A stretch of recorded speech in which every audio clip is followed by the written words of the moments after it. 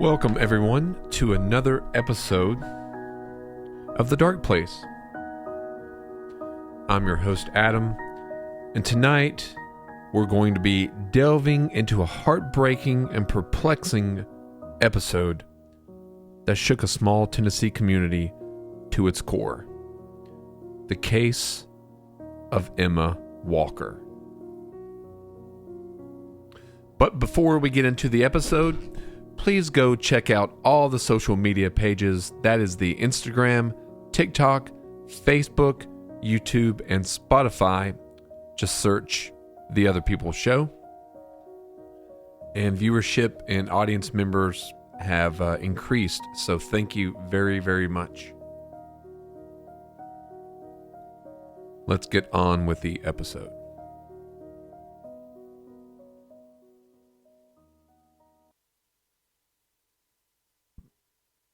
So Emma Walker was a vibrant and promising young 16-year-old high school student from Knoxville, Tennessee. She had her entire life ahead of her until a shocking and tragic incident changed everything.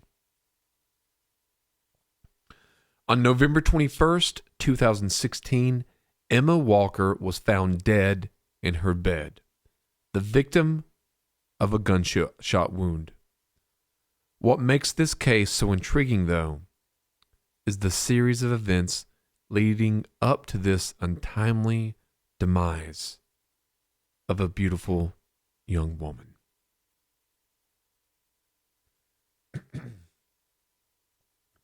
Now, Emma's boyfriend, William Riley Gaud, was immediately considered a person of interest in her death. As this story begins to unfold, it became evident that their relationship was fraught with much tension and abuse, although on the surface it seemed anything but. But what led to this fateful night, and what happened in the days leading up to Emma's death? In this episode, we're going to explore the timeline of the events from the beginning of Emma and Riley's relationship to the moments just before the tragedy occurred. We're going to also dive a little bit into the investigation, the legal proceedings, and the emotional toll it took on the Walker family. Now, throughout this episode, I do want to raise awareness about the importance of recognizing signs of abuse in relationships and understanding the impact of domestic abuse on individuals and communities. So thank you, everyone, for tuning in tonight as we dive into the case of Emma Walker. And we're going to hope to shed a little bit of light on the tragic events surrounding her life and her death. And we're going to explore the case. So in 2016, like I said, Emma Walker seemed to be living her teenage dream. She was a cheerleader at Central High School in Knoxville, and she was surrounded by loving friends, and she was even dating a boy on the football team, a star player, wide receiver, Riley Gaud. But that fall, everything came crashing down when she broke up with then 18-year-old Riley. This is 2 years later, and he killed her because of it.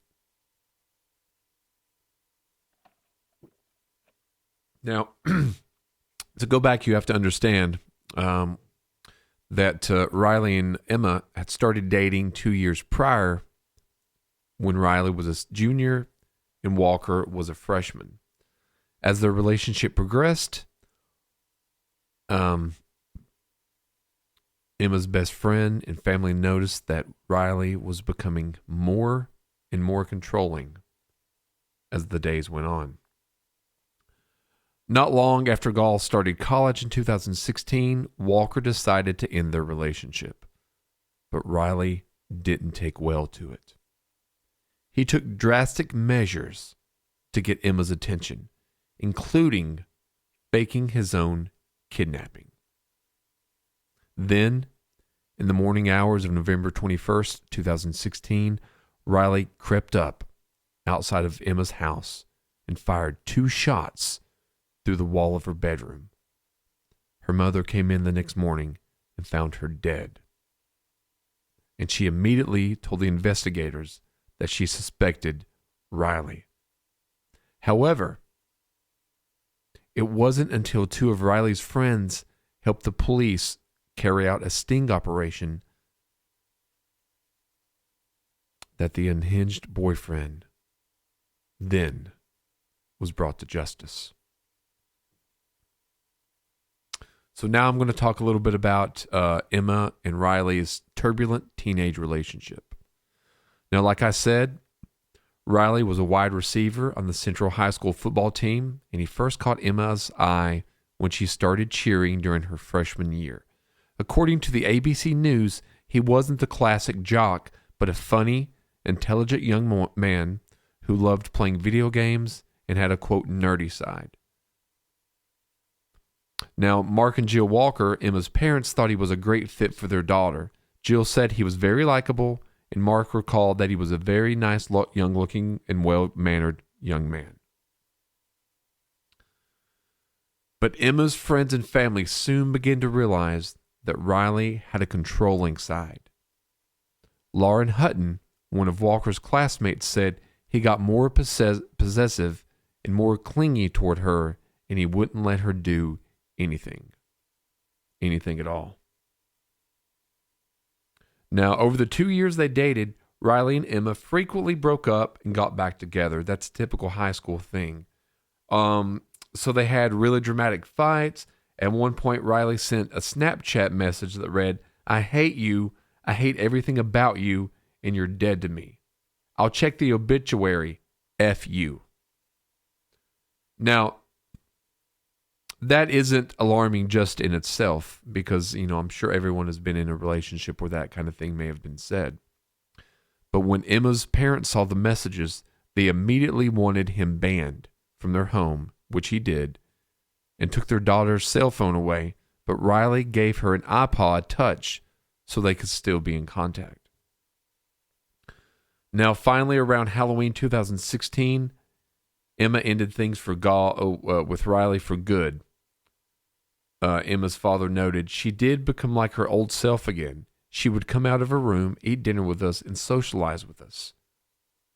But there were many attempts that Riley had, and they continued to escalate to try to get Emma's attention back, especially when he called off the relationship completely.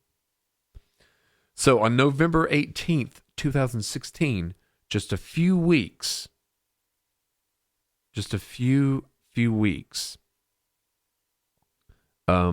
after they broke up, Emma Walker attended a party at her friend's house. According to Knoxville News Sentinel, around 11:30, she received a text message from an anonymous number that read, "Go to your car with your keys.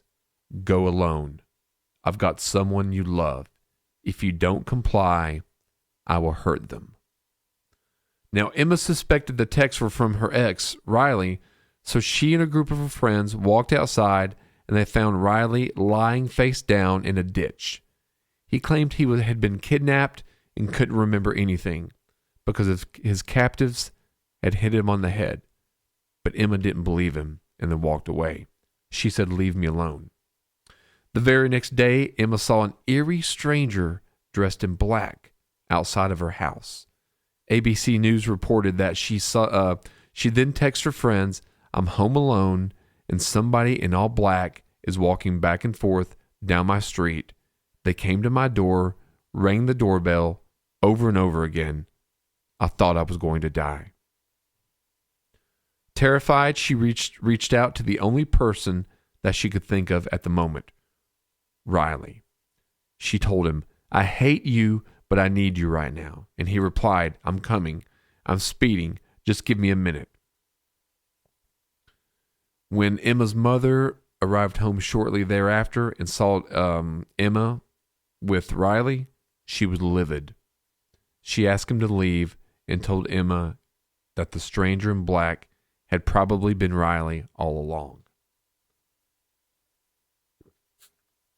Now, Riley also had a tendency, even when they were dating, she worked at a local grocery store, that he would sometimes just wait outside in the parking lot on her to get off work, probably monitoring what she's doing, wanting to keep in constant contact, constant text messaging, and so forth. But the next day, after the event with the man dressed in black, Emma's parents followed her to work and back home to ensure she was safe. Around 12 a.m., she went to bed, and that was the last time anyone saw her alive. At 6 a.m. on Monday, November 21st, 2016, Emma's mother, Jill, went to her daughter's room to wake her up for school and found her unresponsive. She immediately called the police, who rushed to the home to investigate what had happened. At first, they may have believed, and they did believe, that Emma had taken her own life. But then they spotted a strange hole in the bedroom wall. The Knox County Sheriff's Deputy Nikki Burles recalled to ABC News, "There was a hole in the wall, and it appeared to be a bullet hole. At that point, I knew that the possibility of suicide was ruled out. Further investigation revealed a second hole in the wall and 2 bullet castings in the yard. There was just a small amount of blood on Walker's pillow, but it was clear that she had fatally been shot behind her left ear." Another officer on the case, Lieutenant Alan Merritt, stated, interviewing friends and family, and noted that the same name came up over and over and over again. "Everyone kept giving us the name of Riley Gaud because of their relationship. They had seen the way that Riley had treated her, the way he talked to her, and the way that he stalked her. Meanwhile, Riley was busy crafting posts on Facebook and Twitter about Emma's death. 'Rest easy now, sweetheart,' he wrote in one tweet. 'I'll love you forever and ever.'" Despite Riley's mournful messages, investigators quickly brought him in for questioning about Emma's death. Detective James Hurst told ABC News, "When I first met him, I thought he might have been a grieving boyfriend. But then we got into the interview room and sat down. I felt like there was like a dark side. He didn't have a whole lot of passion or concern." And you can go on YouTube and check out the interrogation of Riley Gaud. I watched it a couple days ago. And he does give a lot of nonverbal and verbal cues, red flags, so to speak, that he's not telling the truth when he's recounting what's happening. Riley told the police that Emma had blocked his number the night of her death after they had had another argument over the phone, and he cried in his car for 2 or 3 hours before going to bed. The whole time, however, he never referred to Emma by her name. He kept only referring to her as the girl. Although that interview was suspicious, police had no solid evidence they could use against Riley until 2 of his friends came forward to help. So here they are, after this up and down relationship, teenage relationship. Riley, 18, going to a nearby college now. Emma, she's a junior in high school. And she's finally broken it off for good. "I'm done with you. It's over. Move on." He does these elaborate hoaxes in faking his own kidnapping to try to get Emma to take him back. When that doesn't work, he dresses in black, walks up and down the street, ringing the doorbell, knocking on her door, knowing she's home alone, trying to be her, quote, hero. She calls him, comes over, It doesn't really work. Her parents say, get lost, leave us alone, leave her alone. So that night, he said she blocked him. And he went and sat in the car for a few hours crying. So, that's his story. But two of his friends came forward, Alex McCarty and Noah Walton. They quickly told investigators that Riley had displayed some concerning actions since his breakup with Emma. Soon after that relationship ended, Riley had taken a handful of Vicodin and washed it down with alcohol and an apparent suicide, which very few people knew about at that point. And on Saturday, November 19th, the day after Riley's supposed kidnapping, he had told McCarty that he'd stolen his grandfather's gun in order to protect himself from the so-called kidnappers that had kidnapped him. He then asked Walton how to get fingerprints off of a gun, and he eventually asked both of his friends to help him dispose of the weapon. Riley swore to his friends that he hadn't killed Emma, but he wanted to toss the gun into the Tennessee River because he was worried the police would unfairly connect him to the crime if they learned that he had the gun. Suspicious of Riley's behavior and his motives, McCarty and Walton teamed up with investigators to reveal the truth. They were fitted with cameras and microphones, and they accompanied Riley to the dump ground, which was going to be throwing it into the Tennessee River, and that's what he wanted them to do. Thanks to those two teenagers, the police swooped in just in time to find Riley in possession of the murder weapon, gloves and black clothing, the same kind Emma had seen the stranger outside her house wearing. At his trial, Riley was found guilty of first-degree murder, stalking, theft, reckless endangerment, possession of a firearm during a felony, earning him an automatic life sentence. To the end, though, he maintained that he never meant to harm Emma Walker. He said, I wanted to scare her. I never meant to take Emma's life. Now, obviously, Riley has a lot of jealousy, self-esteem issues, anger issues, possessiveness, probably a narcissist, and thinks or thought of Emma as more of a trophy than an actual person, more of a possession than a person. But then in the midst of all this, I was watching the video of the interrogation, and you can also go on YouTube and watch the hidden camera where he does talk about to his friends, McCarty and Walton, that I do want to get rid of this gun. It's a gun that I took from my grandfather. I'm afraid that they'll try to tie it to me somehow, that I killed Emma. So go with me down to the Tennessee River, let me throw it in, and then we'll be done with it. I won't be found out, although I never killed Emma. There had been ups and downs in their relationship, as there are in all relationships. But it got to the point where he was faking being kidnapped. He had told the officers in the interview, the guys, he saw them in the background as he was, at his house.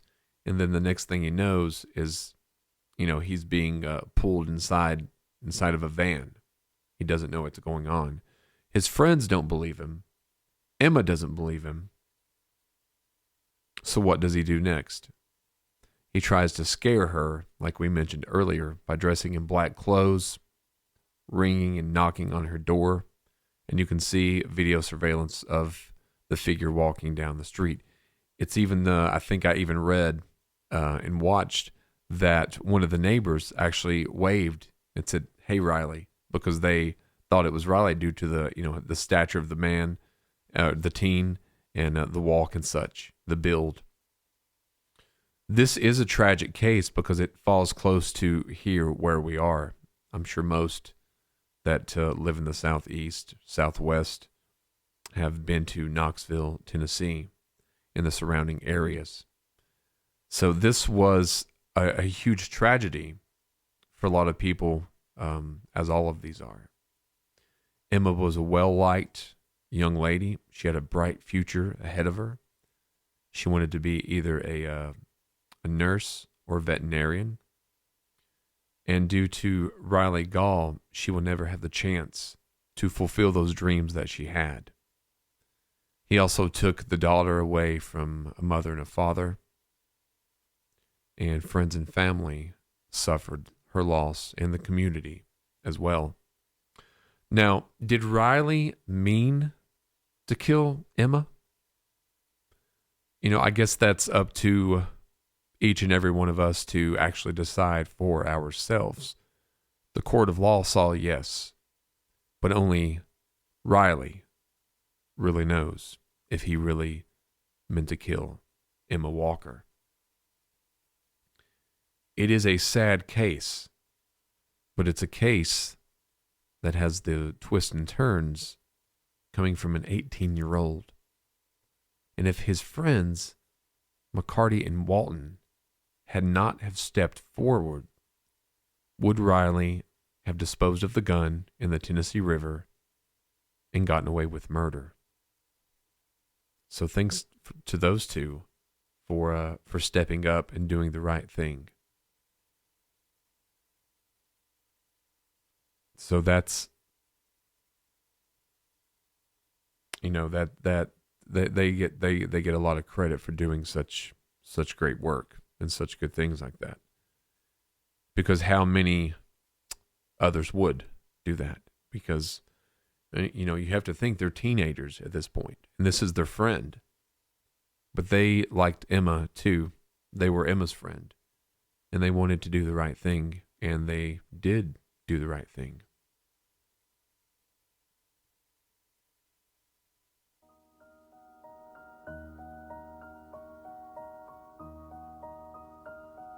Thank you for joining us tonight on The Dark Place. And try to remember the memory of Emma Walker. As Riley Gaud sits away in a jail cell, thinking about the life he took for the rest of his life. But thanks everyone for tuning in tonight to The Dark Place. Remember to subscribe, leave a review, and share this show with your friends and family. Stay tuned for the next episode, where we'll continue the exploration of fascinating and impactful cases from around the world. Have a good night.